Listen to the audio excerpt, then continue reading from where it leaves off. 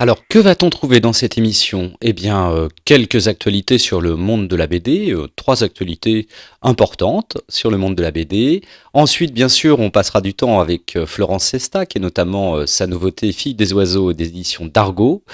Et puis, on retrouvera un court maman avec Anki Bilal, notamment par rapport à l'exposition de ses dessins à la galerie Barbier-Maton et du livre qui est sorti par la même occasion. Et enfin, je vous parlerai un petit peu de mes coup de cœur BD de la semaine.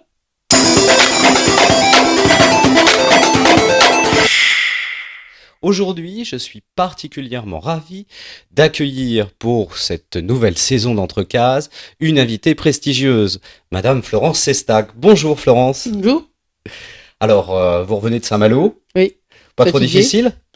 Non, non, non, très sympa, comme d'habitude. J'adore aller à Saint-Malo, la mer, les huîtres, et il y a beaucoup de monde. C'est formidable. Vous êtes invité tous les ans à Saint-Malo pratiquement, oui. Pratiquement. Ouais. Ils m'aiment bien là-bas. Je vais à tous les endroits où il y a des huîtres, généralement, il y a une espèce d'attirance comme ça. Je ne sais pas pourquoi. Alors, première news importante, la CBD, vous connaissez la CBD, Florence? Oui. Bien sûr, qui est donc l'association des critiques et journalistes de bande dessinée, Ouais. qui sort un nouveau prix, un prix jeunesse. Allons bon. Oui, qui sera remis d'ailleurs au moment du Salon du Livre de la Jeunesse à Montreuil, le 2 décembre. Très bien. Mais il en faut pour la jeunesse, très important. Oui, c'est important. Ouais. Alors, deuxième actualité aussi intéressante pour les amateurs de comics, c'est notamment de la série Walking Dead. La septième saison démarre aux États-Unis et finalement, ils se sont inspirés exactement des planches de l'album pour réaliser les plans de la série. C'est assez surprenant, on a une image qui apparaît à l'écran, donc on a vraiment une réalisation le plus fidèle possible par rapport à la série. Donc ça, les amateurs retrouveront la série plus tard. Et enfin, dernière petite news qui concerne une Bretonne que vous avez peut-être lue étant jeune, Bécassine. Alors, retour d'un album scénarisé par Corbeyran, Les vacances de Bécassine, mais il y a un projet d'adaptation de film aussi qui est prévu pour l'an prochain et c'est Denis Podalides qui va le réaliser alors qu'il s'est attaché à écrire même le scénario tellement le personnage lui plaisait. Alors c'est d'ailleurs un grand mystère en ce moment, c'est savoir qui va tenir le rôle de Bécassine. Oh, il y en a. Si on vous appelle, vous tenez le rôle? Non, non, non, non, merci. Non, non. Non, merci. Alors on fait une courte pause et on se retrouve avec Florence.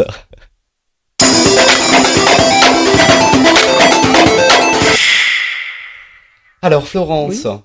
Donc beaucoup de gens vous connaissent, notamment par vos dessins avec des gros nez, puisque vous êtes une dessinatrice à gros nez.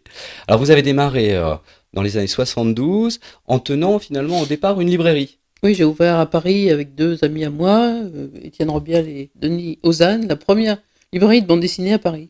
Consacrée exclusivement à la bande dessinée. Exclusivement à la bande dessinée. Et en 72, on était vraiment les seuls, quoi. Mmh. Alors il y avait beaucoup de...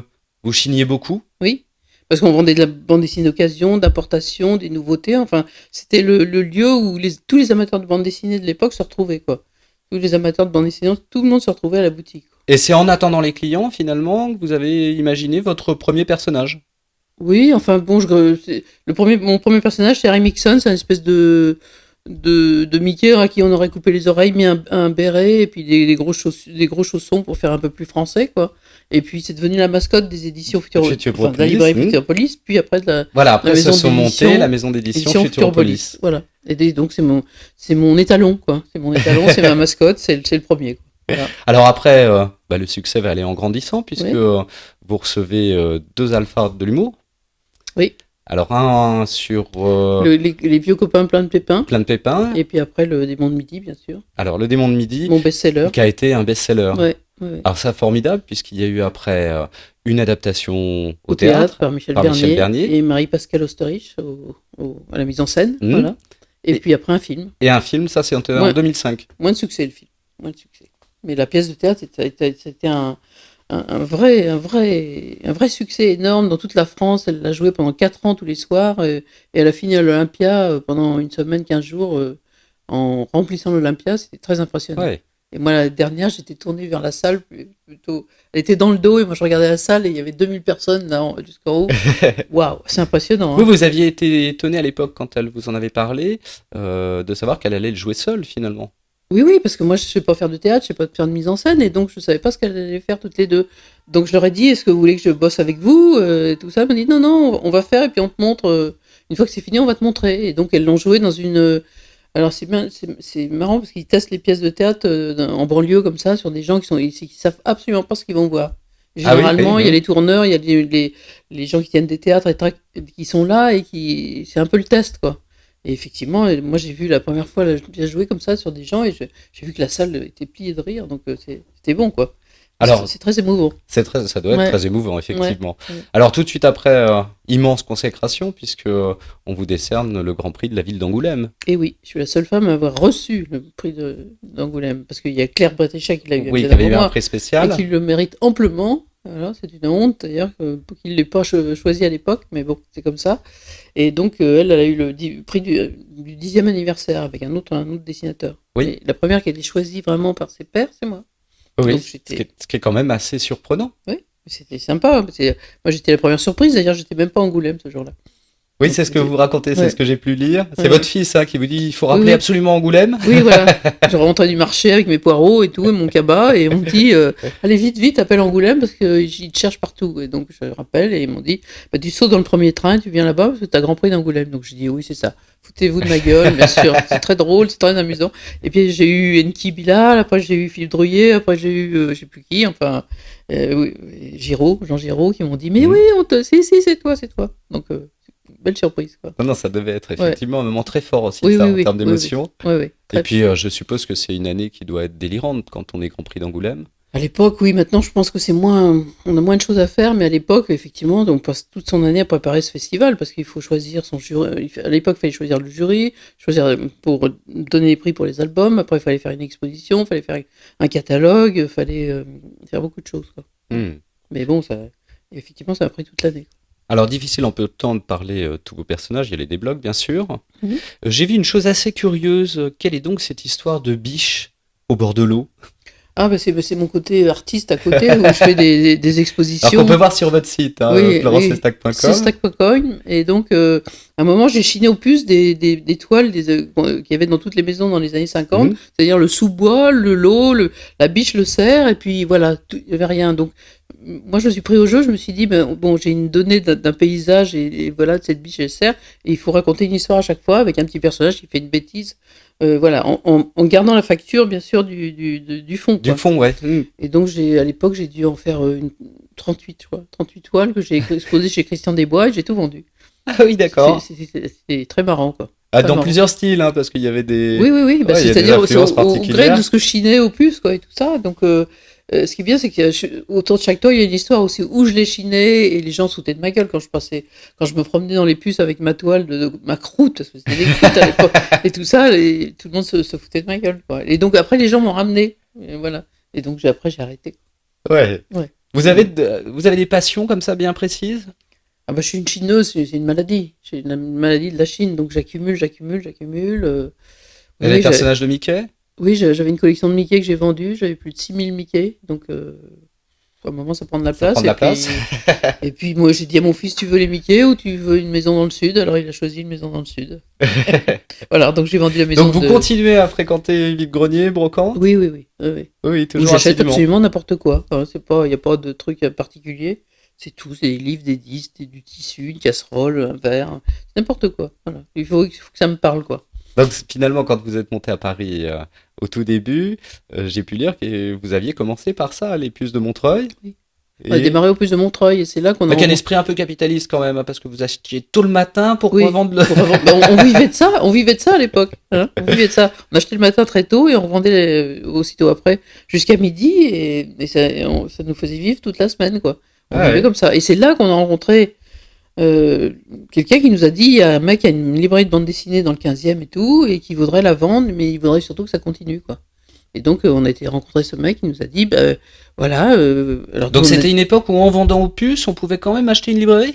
Oui, mais donc, on a été le voir, on lui a dit, mais de toute façon, on n'a pas d'argent, on n'a pas d'argent. Et donc, il a dit, vous reprenez la librairie, puis vous nous payez quand vous pouvez, au fur et à mesure, quoi. Donc il nous a fait confiance et on s'est retrouvé à la tête de la librairie Futuropolis, comme ça. Alors et on s'est lancé. Histoire que vous racontez un petit peu dans la véritable histoire de Futuropolis. Oui, exactement. Vous reprenez tous ces éléments, toute l'histoire. Ouais. Alors, vous n'êtes pas là pour parler des aventures de Futuropolis, mais notamment de votre dernier album paru, La fille des oiseaux. Fille des oiseaux. Fille des oiseaux, pardon. Oui. Donc c'est l'histoire que j'ai vécue. Enfin, j'ai passé au pensionnat des oiseaux, c'était à Honfleur, en Normandie profonde. J'ai passé 5 ans là-bas, de la 6e à la seconde. Et donc, je me suis retrouvée dans cette pension. Et donc, c'était un peu, c'était un peu étouffant et un peu très, très catho, avec prière le soir, prière un peu avant dîner, après dîner, prière tout le temps. C'était un peu claustro. Mais en même temps, j'ai rencontré des filles là-bas qui avaient un caractère bien trempé parce que dans ces pensions, on mettait un peu les filles un peu rebelles, qui avaient un peu pour les remettre dans le droit chemin. Donc, oui, parce que là, c'est 2 filles que tout oppose un petit peu, de 2 milieux vraiment complètement différents. Alors j'ai raconté une histoire d'amitié entre 2 filles qui au départ avaient rien pour se rencontrer, parce qu'il y en a une qui vient de Neuilly, Paris, chic et cher, et une autre qui vient de chez le paysan d'à côté, parce que c'était plus pratique pour elle d'aller à cette école qui était à côté de chez elle, quoi. Voilà. Et donc, ces 2 filles vont se lier d'amitié, et voilà, parce que, je sais pas, les amitiés, c'est comme les amours, c'est des rencontres, et ça marche pas, et donc ces 2 filles vont jamais se quitter toute leur vie, vont toujours rester en contact, même si elles font des chemins détournés, tout ça, elles se retrouveront toujours comme ça. Oui, puisqu'il y a un deuxième album qui est prévu. Il y a un deuxième tome que j'ai là, il faut que j'amène là, voilà. D'accord. Alors, vous aviez déjà travaillé sur la religion avec René Pétillon, sur Super Cato. Vous avez l'impression actuellement qu'il y aurait une recrudescence comme ça de... Ah oui, c'est assez net. Ça, c'est net. Mais j'ai fait aussi cet album pour témoigner d'une époque où, effectivement, nous, les filles, on nous a encore cassé la tête et que ce soit n'importe quelle religion, n'importe quelle religion a toujours un problème avec le corps des femmes. Il fallait qu'on ait l'uniforme, il fallait que la jupe, elle arrive sous le genou, il fallait qu'on mette une jupe par-dessus le pantalon. Et oui, parce que nos jeunes téléspectateurs ne peuvent pas se rendre compte que c'était une époque où garçons et filles étaient séparés. Bien sûr, et effectivement, il y avait une sacrée... Et on avait un uniforme et tout ce qu'on faisait, tout, si on débordait un peu de la ligne, c'était péché. Donc tout était péché. Donc on n'osait pas bouger une oreille et tout était péché. Tout était grave, péché, il fallait se confesser et tout. Donc on en sortait idiote ou on pétait un câble, quoi. Moi, j'ai pris la tangente après. Voilà. Après, moi, je suis passé de chez les bonnes sœurs aux Beaux-Arts, donc ça a été radical comme changement. Ah oui, c'était radical. Mais... ça vous a donné un certain recul par rapport à la religion? Ah oui, là, faut plus trop m'en parler des religions. Oui, moi, ça m'en a dégoûté à vie, hein, ça c'est sûr. C'est trop. Et donc, oui, voilà, quand je vois d'autres religions qui, effectivement, recommencent encore, le corps de la femme, on la cache, on met des voiles, on met sous cloche et tout, mais laissez-nous tranquilles. J'ai envie de leur dire, mais foutez-nous la paix, nous les femmes. Voilà, laissez-nous vivre et faire ce qu'on a un peu envie, quoi. C'est toujours les victimes. C'est terrible, quoi. C'est terrible, ouais. Voilà. Et donc, alors vous avez traité souvent des problèmes liés à l'avortement, liés à des choses comme ça. Bien sûr, oui. C'est des sujets que vous défendez. Vous défendez. Non, mais je parle. Alors, je tourne ça toujours un peu en dérision avec mes gros nez, justement. Mais je pense qu'avec les gros nez, on peut faire passer des sujets qui sont un peu douloureux ou difficiles à aborder. Avec le gros nez, ça passe. Si on mettait un dessin réaliste à côté, ça va pas forcément faire rire. Dans le contexte actuel, qui est quand même très difficile, est-ce qu'il y a une forme d'autocensure? Moi ? Dans l'ensemble. Est-ce que vous avez des choses que vous pourriez pas dire? C'est-à-dire que la religion islamique, que je ne connais pas, je m'y attaquerai pas. Voilà, j'éviterai de dire des bêtises ou d'essayer de faire rigoler avec des choses que je connais mal, quoi. Ça, c'est sûr. Ouais. Plus difficile actuellement. Bien sûr, bien sûr. Très compliqué, ouais. Très compliqué, oui. Et bon, et comme c'est pas des rigolos, je vais pas m'aventurer sur ce terrain, quoi. Voilà. Et j'ai perdu mes 5 copains. Ça me bouleverse encore, quoi. Bien sûr. On marque une petite pause. On va retrouver Anki Bilal pour une exposition qui a lieu à la galerie Barbier-Maton. Et justement, il va nous parler, c'est la première question que je lui ai posée, où je lui ai demandé un petit peu l'évolution de la bande dessinée et notamment ce rapprochement avec l'art contemporain. On le retrouve et on se retrouve après.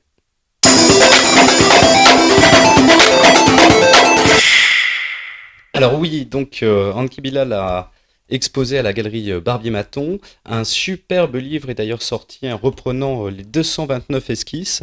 Et Florence me disait tout à l'heure que toutes les esquisses ont été vendues. Il y avait un monde fou à son exposition. C'était étonnant, hein. Ouais, C'est très vrai étonnant. qu'il y avait une Ouais, queue, ouais. c'était Ouais, ouais. phénoménal. Oui. Eh bien, on écoute donc Anki Bilal nous parler de la bande dessinée et de l'art contemporain.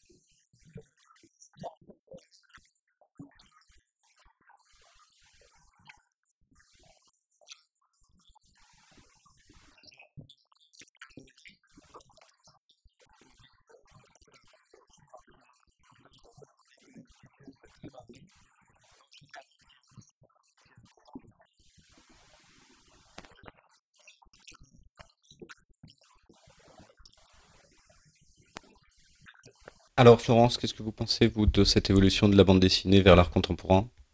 Bah, il n'y a pas incompatibilité, donc effectivement, on peut aller l'un à l'autre, et pour moi, ça me pose pas de problème, je suis assez d'accord avec ce qu'il a dit.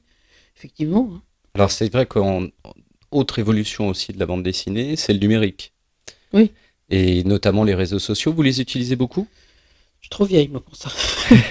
Alors vous avez Même quand trop même un tard. profil Facebook. Oui, oui, oui, bah oui, oui, mon fils m'a dit, il faut que tu sois sur Facebook, maman, c'est quand même le minimum, donc je suis sur Facebook, je sais me servir d'un ordinateur, mais je travaille pas avec, quoi. Vraiment. D'accord. Alors, Oui, j'ai démarré trop tard.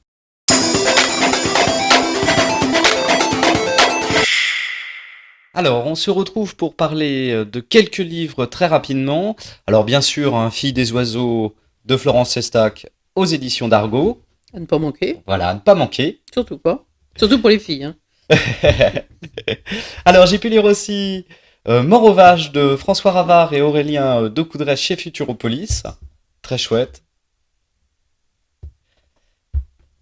De Jem Martin, Jamais je n'aurai 20 ans. Hop. Alors ça c'est sur la guerre d'Espagne. C'est pareil, c'est assez costaud. Hmm. Vous l'avez lu? Oui. Ah ouais, c'est Très bien, oui. très très chouette. Ouais. Donc hop. C'est chez Air Libre, bien sûr, hein. J'ai oublié de vous le dire. Mais c'est vraiment très chouette. Villemain, sur le monde magique de la bande dessinée, on en apprend des choses. Ça, Hein. j'adore. J'adore. Alors bien sûr, c'est excellent. Ouais. Voilà, Villemain, il n'y a rien à dire. Ouais. C'est chez Hugo et Design. Et vraiment, c'est superbe. La déconfiture, C'est beau aussi. très beau. très beau ça. Hein. Très Magnifique. très chouette. C'est du rabatté. Alors c'est du rabatté. C'est chez Futuropolis. Ouais. Hop. Chez Dargo. Reporter de Renaud Garetta, Laurent Granier et Gontran Toussaint. L'album Alabama, 1965, Bloody Sunday. Donc ça c'est pareil, c'est assez fort. Hein. 2 albums parus chez La Boîte à Bulles, Le Marathon de New York. Et bien là, voilà, vous saurez tout pour vous préparer au Marathon de New York. C'est un album de Sébastien Sanson. Et puis le deuxième de Hugues Barthes, Bobby change de linge. C'est pareil, c'est chez La Boîte à Bulles. Alors chez Dupuis, les Tuniques Bleues, tout le monde connaît. Pour fêter le 60e album, un collectif. Vous avez vu ça? Non. Alors c'est super, hein, on retrouve des réinterprétations des 2 compères des Tuniques Bleues. Et vraiment, c'est assez étonnant. Je vous l'offre, Florence. Ah, c'est gentil. Merci. Merci. Et justement, puisque sort le 60e album des 2 héros. Alors c'est Carte blanche pour un bleu, chez Dupuis, de Lambie-les-Covins. Hop! Alors un album sorti chez Dargaud aussi de Nicolas Hénin, Kyunjun Park, c'est Eitam, une jeunesse syrienne. Donc d'actualité, hein, et c'est pareil, un album très très fort ça. Avant de terminer, les week-ends de Rupert et Mulot, c'est chez Air Lib, c'était prépublié dans Le Monde, c'est très drôle. Alors c'est des bandes de verticales, et c'est vraiment très très drôle. Vous connaissez ça? Bien sûr. C'est excellent. C'est bien. Et puis, 2 petites choses encore. Ah oui, alors, Tonnerre de Bulle, la revue des petits sacristains sur Serpierry. Et ça me permet justement de terminer par la BD pour l'enfer. Et là, c'est pas une BD d'ailleurs, c'est édité par Glénat. C'est un livre réédité d'Agnès Giard sur l'imaginaire érotique au Japon. Donc vous saurez tout sur le Japon et l'imaginaire érotique. Ça va bien se vendre, ça. Oui, je pense. Hein. Bon sujet, là. Alors, on fait une petite transition et on se retrouve pour le final.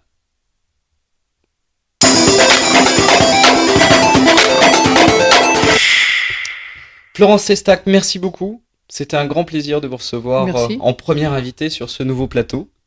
Et nous, on se retrouve alors la semaine prochaine avec Nicolas pour une nouvelle émission d'Entrecases. Et en ce qui me concerne, dans 15 jours pour un spécial Saint-Malo. Saint-Malo, vous y étiez. Exactement. C'est très bien. En attendant, vous pouvez continuer à nous laisser des petits messages sur les réseaux sociaux, on adore, et à nous retrouver sur les box ADSL, sur le site de Watch et sur le site de notre partenaire BDGES. Vous retrouverez Laurent aussi la semaine prochaine. Allez, à bientôt, au revoir.